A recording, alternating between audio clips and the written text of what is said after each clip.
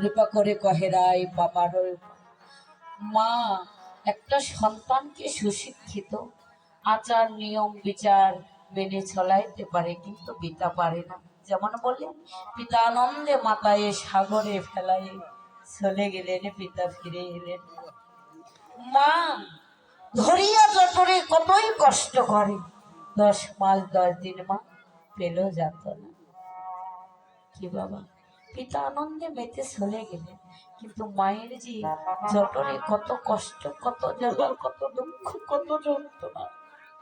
আর যখন প্রসব করে মায়ের মুখ ভাসে তৈ নয়ন জলে, কিন্তু যখন সন্তানের বদন পানে ছেয়ে দেখে মায়ের সকল দুঃখ দূরীভূত হয়ে যায়।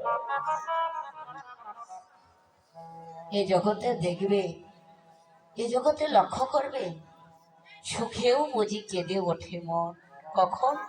মায়েদের সুখেও কিন্তু নয়নে অশ্রু আসে।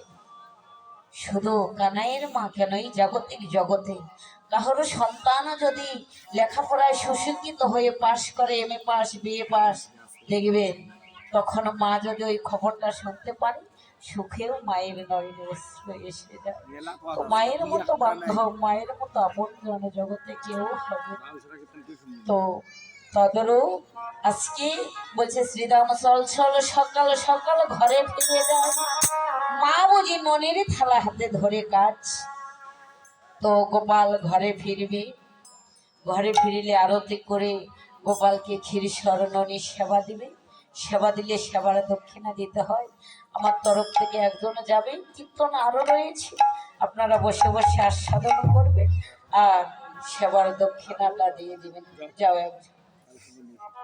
তখন বলছে, ও ভাই শ্রীরাম আর বিলম্ব না করো, চলো চলো ঘরে ফিরে যাই।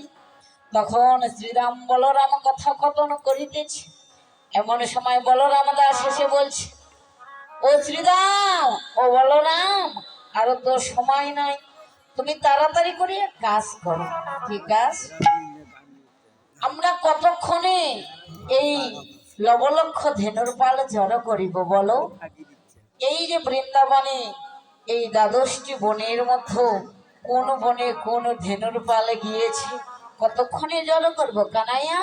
তার চেয়ে তুই এক কাজ কর, ওরে চাঁদ মুখে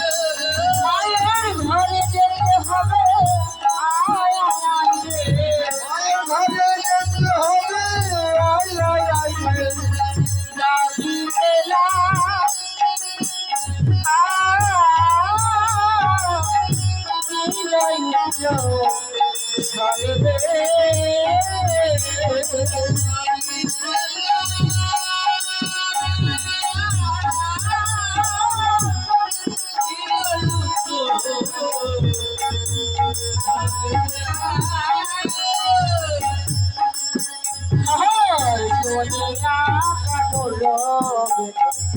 বুদ্ধ মুখে তাই ভেতরে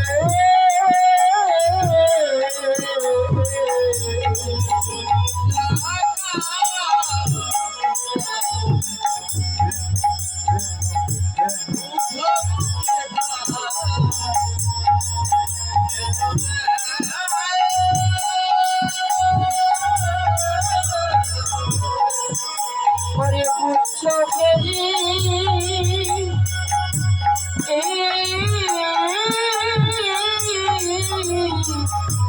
পিঠে রইল মরে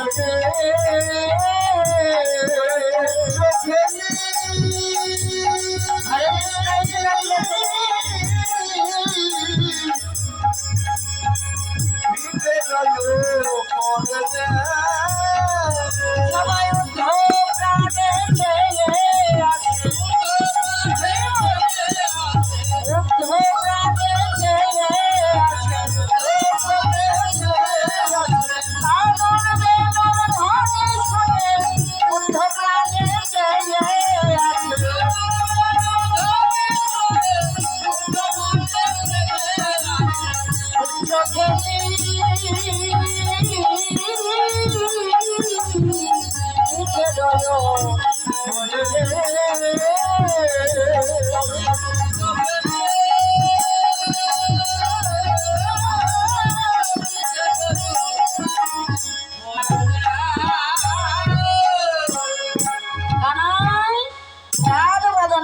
ধ্বনি করল ধ্বনি শুনে বুদ্ধমুখে চেয়ে আছে তোমাদের প্রাণের কানায় লাগছে ঘরে ফিরে যেতে হবে।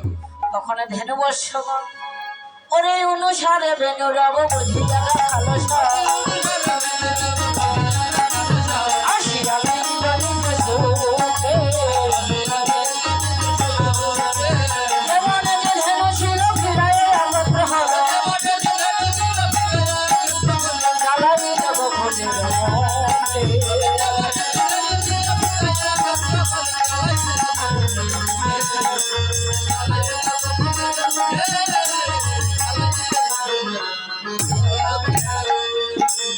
যে বনে যে ধেনু ছিল ফিরাইয়া গোপ্র হলো জ্বালাইল গোকুলের মুখে।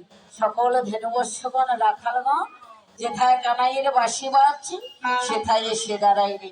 তখন ভাই কানাইকে সঙ্গে করে